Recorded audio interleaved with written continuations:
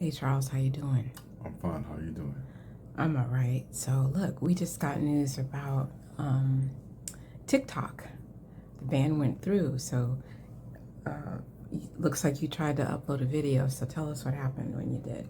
Yeah, I tried to really delete one of my videos I just posted today because I knew this was coming and I wanted to get rid of my content. So um, start over in case it did come back, or I just wanted to leave it alone and just plain delete it. But when I think around 7:30 my time, Pacific Standard Time, that's when TikTok started to go dark and we could see videos, but we just couldn't go into our profiles and make changes or whatever it can do. So how do you feel about all this? Well, I knew it was coming, but it's funny how the date changes.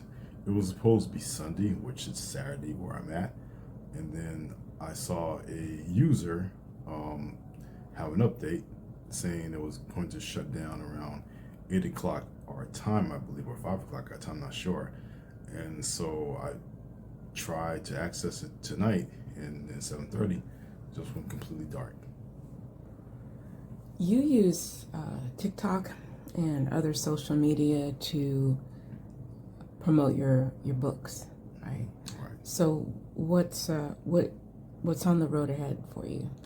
Well, I think I'm down to two social media platforms. I post on my website or on my website, YouTube, and for the time being, Instagram until further notice, because those are the two websites that people still use and take a look at whatever I'm presenting, or book signings or interviews or anything that's coming up. And I still communicate with other people who are in the same field that am as an author. So I just use those two, but I'm still on some websites, but I don't advertise as much like Facebook. I really want to move away from those websites beginning this year, so we'll see how things work out.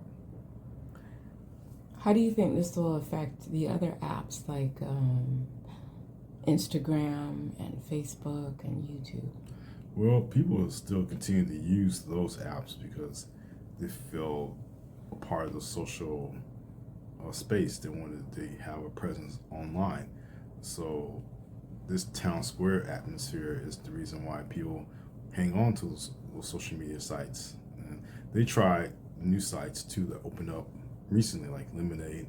And I noticed there was a lot of chatter on the TikTok of people using Red Note, which is a Chinese app, the real Chinese app that people having going over, switching over, and the Chinese government has now shut off the servers, the U.S. servers, because so many Americans were flooding that site. So I decided just to leave it alone right now. But people always have an appetite for social media, no matter where it's at. I didn't know that they shut down the servers for RedNote. I've seen so many people talking about how they're suddenly learning Mandarin so quickly and they're learning all of these wonderful things about Chinese people. How do you feel about that? Well, that's true, but also American Chinese who have family back in China have been using Red Note to communicate to their families back there. And for us as Americans using that, we're flooding the social media site to where the Chinese users or the developers or whoever is in control of that, maybe the government, decided, too many Americans, we just cannot have you flooding the site. So not only is it hurting us, or I don't think it's going to hurt us, but they're stopping us from using it, but the American Chinese who are speaking to family back home, is also going to affect them too. So it's, you know, I think the whole social media appetite of just being on social media, just for social media, and alternative to TikTok has caused all this chaos. And I can't really call it chaos, but this is the appetite people wanted to go have satisfied. Do you expect or anticipate President elect Donald Trump bringing TikTok back to the American people?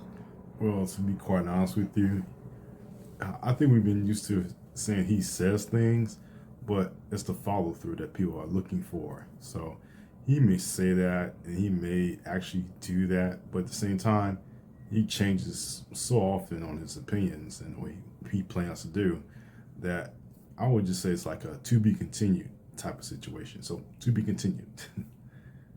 Yeah. Do you have anything else you want to add to this? Well, I think the whole episode with TikTok just shows again how strong our social media appetite is for us to be noticed, to be on these sites, to express ourselves, and that's a good thing. But we have, as we're seeing now, and the clock just turned to 2025, when we start seeing the owners and developers of these sites, the creators, start to come out with the true intentions that it's not about us as the users, it's about them, then I think it's time to seriously consider how long do we want to stay on social media. Because if you're getting this attitude from these individuals, the top dogs, I like to say, and their attitudes towards us as the users or people who don't agree with their politics or their social standing, whatever, then again, I think this is going to be the year that we decide, okay, is it working for us? Is it not working for us? What alternatives do I have to move forward with that? And that's all I have to say. All right. And one more question. What is your favorite social media app? I would say at this point, it's probably YouTube because I get to speak, express my thoughts and opinions, and also show my book signings or have my interviews shown on that app. So I think YouTube right now is one, and I have to say Goodreads will be another one because I get to talk, I get to interact with book readers on that site too. Okay. Well, thank you for talking with me. And do you have an address or a user ID on Goodreads where people can find you? I'll just leave me with Charles L. Chapman at Goodreads, and you can go to my website, charleslchapman.com. If you scroll down, I have a link where you can find me on Linktree, and it has all my sites that might have to do some updating today, but you can find all kind of sites that I'm on, and even down below the links to YouTube and Instagram. Excellent. All right. Thank you so much. Thank you. All right.